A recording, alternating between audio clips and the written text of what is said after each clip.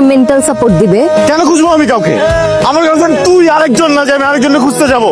তোর জন্য এই প্রবলেমে পড়ছি, তুই আমাকে হেল্প করবি, আমার সাপোর্ট হবি, এখন এই ধরনের কাজ করতেছিস তুই। একটা মেয়ে যদি চায় না একটা ছেলেকে অনেক উপর উঠাইতে পারে, আবার ওই মেয়ে যদি চায় না ওই ছেলে একদম তলায় দেয়, আমার তলায় দিস না প্লিজ। আগে সময় দিতি না, এখন কিভাবে কথা বলতে হয় সেটাও জানিস না। আমার হয়তো এই রিলেশনশিপ থেকে ব্রেক নেওয়া দরকার। যা, যে বিহেভিয়ার শিখে আয়, তারপরে আয়, বুঝছিস? আমাদের ব্রেক নেওয়া উচিত না, আমাদের ব্রেকআপ করে ফেলা উচিত। তোর আমার এই সম্পর্ক ব্রেকআপ।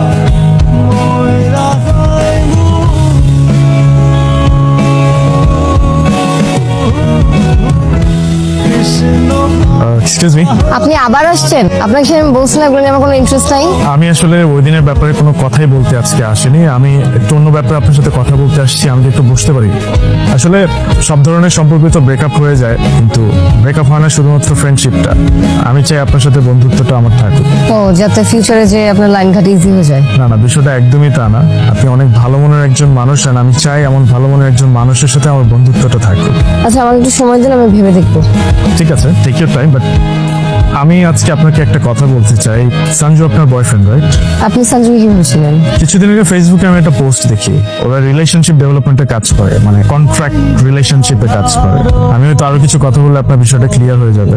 আমি সঞ্জু, মানে আপনার যিনি বয়ফ্রেন্ড, তাকে আমি আপনার ছবিটা দেখাই। দেখানোর পর আমি ওকে বলি যে আমি এই মেয়েটার সাথে প্রেম করতে চাই, আই লাভ হার, এন্ড আমি এই মেয়েটাকে বিয়ে করতে চাই। আমি জানি সঞ্জু আপনার বয়ফ্রেন্ড, এন্ড সঞ্জু আমাকে কোনোভাবেই এটা ডিনাই করে না, ও বিষয়টাকে আরো অ্যাকসেপ্ট করে নেয়। ও বলে যে টাকার বিনিময়ে আমি আসলে এই ধরনের কাজ করে থাকি, সো আমি টাকার জন্য এটা করব। আমি ওকে বলেছি যেহেতু পিঙ্কি আপনার গার্লফ্রেন্ড, আপনি চাইলে অন্য অপশনে যেতে পারেন, আমার কোনো প্রবলেম নেই, আমি তো আপনাকে টাকা দিচ্ছি। বাট ও নিজে থেকে আমাকে বলে যে ওর মতো কোনো মেয়ের সাথে ব্রেকআপ করে ফেলে আমার কোনো যায় আসে না। I am being honest with you.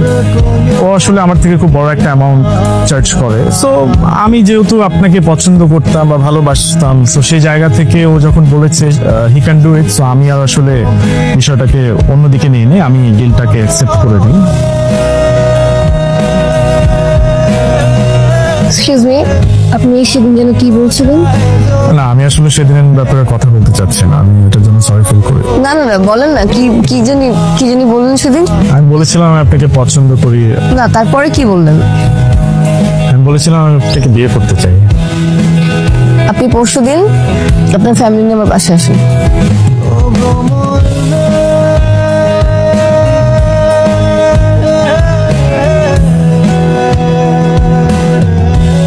Hello, কই তুই? এক জায়গায় দাওয়াত খেতে আসছিলাম, হঠাৎ করে রায় একটু অসুস্থ হয়ে পড়ছে, তাড়াতাড়ি আয়। এই যাই শুনছি মতো। কই আমার কি হয়েছে? তুমি দেরি করে আসছো কেন?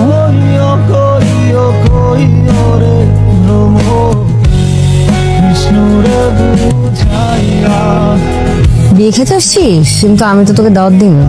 ও আচ্ছা আচ্ছা, রাফিন দাওয়াত দিছে। পেমেন্টটা তো পুরোটা পাইছিলি নাকি? অ্যাডভান্সই পেয়ে যাওয়ার কথা, রাইট?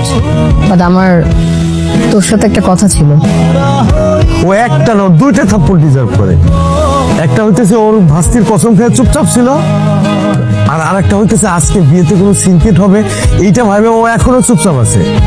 ভাইয়া, আপনি জানেন না ও কি করছে? ও 1 লাখ টাকার বিনিময়ে নিজের ভালোবাসা, নিজের সম্পর্ক বিক্রি করে দিচ্ছে। কথা বলবে না তো এখন? ও রায়ের কসম কাটছে না।